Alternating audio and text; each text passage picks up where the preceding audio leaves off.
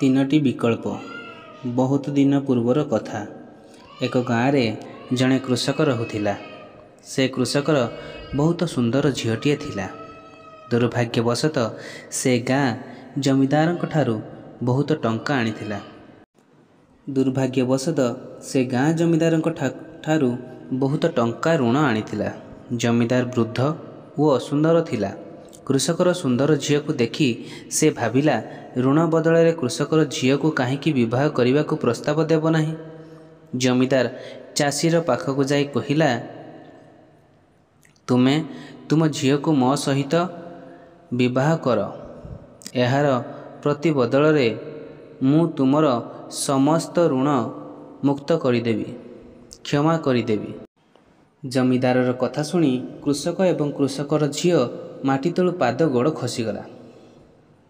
तापर जमीदार कहिला, चल गाँ पंचायत को जीवा एवं सेमाने जहाँ निष्पत्ति नेबे आम दुही को यहाकू ग्रहण करने को पड़िबो।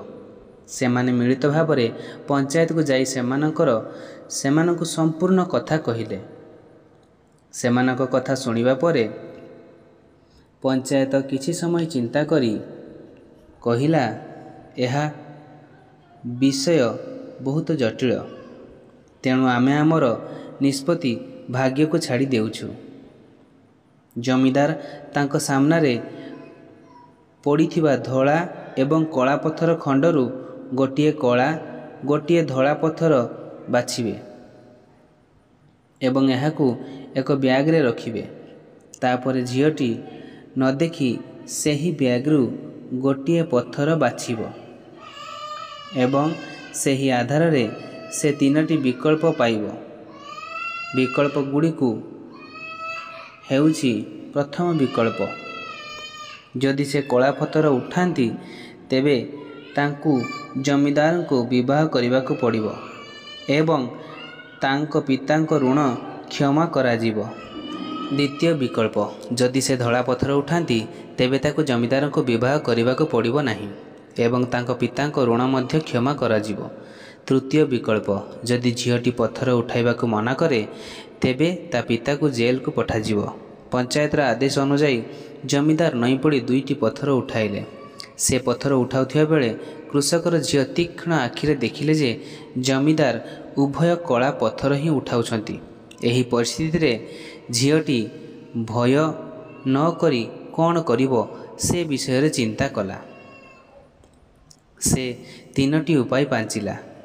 प्रथम उपाय हेउछि से पत्थर उठाइबा को मना करिबा उचित एवं पिता को जेल को जीवा को देबा उचित।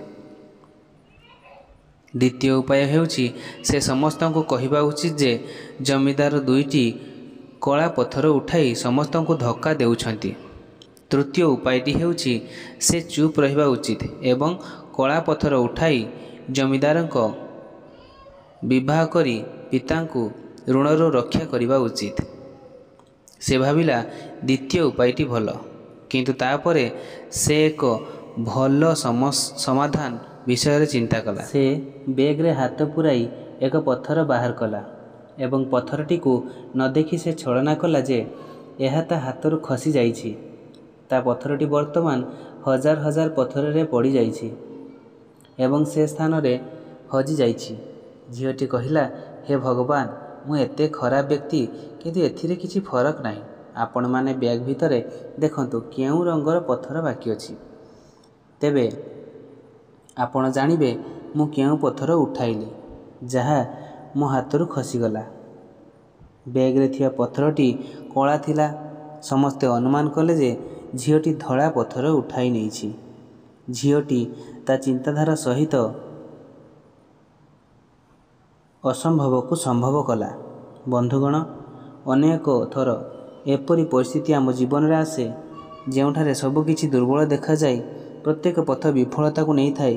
किंतु एपरी समय रे जदि आमे परंपरा बाहर चिंता करने को चेष्टा करूँ तेबे से झीलटी परी आमे आमर समस्यार समाधान करि परिबा। तेणु बंधु माने आपणको कहानीटी केमिति लागिला कमेंट बॉक्स रे निश्चय जणांतु।